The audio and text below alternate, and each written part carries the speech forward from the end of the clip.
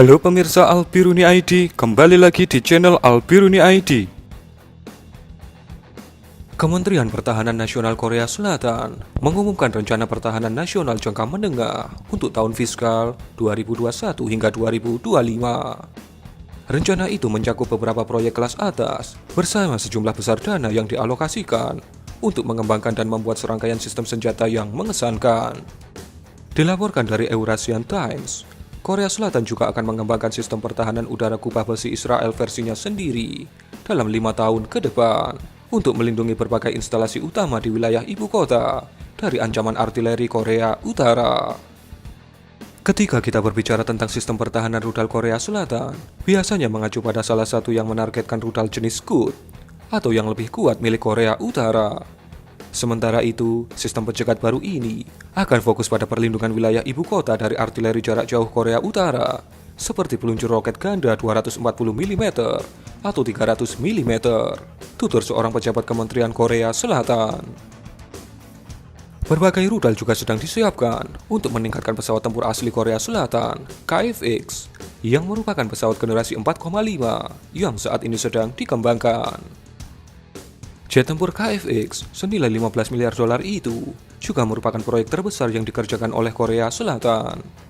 Pesawat itu diharapkan akan mulai dikirim pada 2026.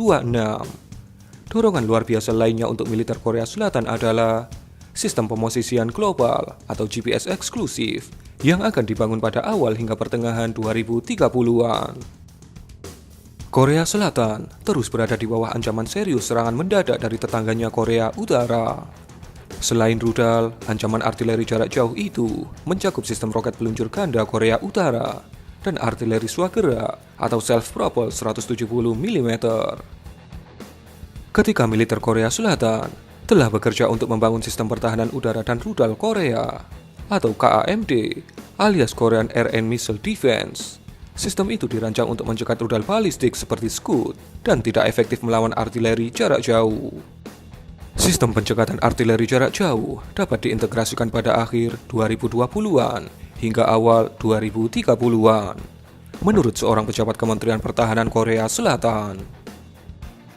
Menurut laporan The Eurasian Times, senjata unggulan di antara serangkaian rencana militer Korea Selatan adalah kapal selam baru yang diharapkan akan didukung oleh reaktor nuklir, bukan bahan bakar diesel.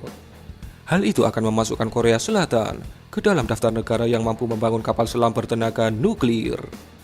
Ini akan menjadi peningkatan besar-besaran untuk kapal selam Korea Selatan yang telah ada.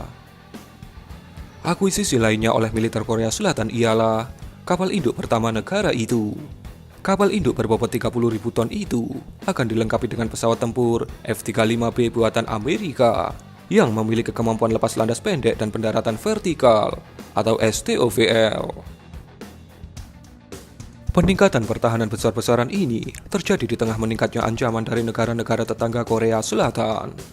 Tidak hanya dari Korea Utara, buku putih pertahanan Korea Selatan merujuk pada ancaman keamanan segala arah, yakni Cina di barat dan Jepang di timur. Dengan agresi Cina tersebar ke segala arah, termasuk Taiwan, Hong Kong, India, dan Jepang, Korea Selatan sedang mempersiapkan semua kemungkinan.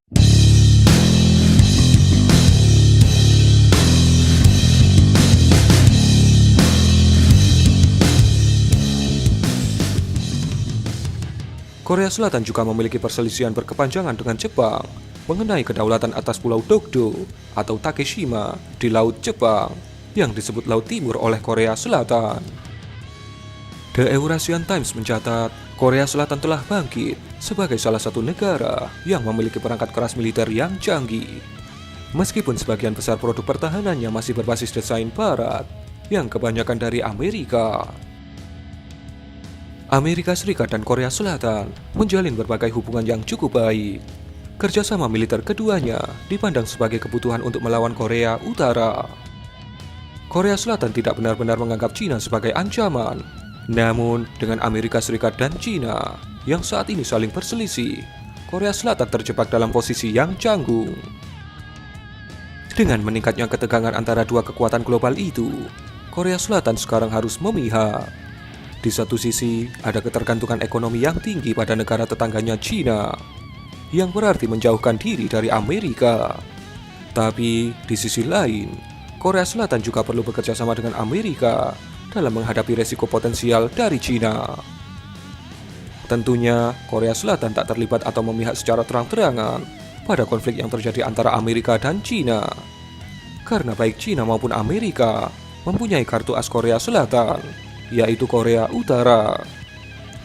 Menarik untuk terus disimak pergeseran titik panas militer dunia dari Timur Tengah menuju Asia Timur atau sekitar wilayah LCS ini. Mari kita sama-sama menyimak episode selanjutnya dari cerita panjang ini.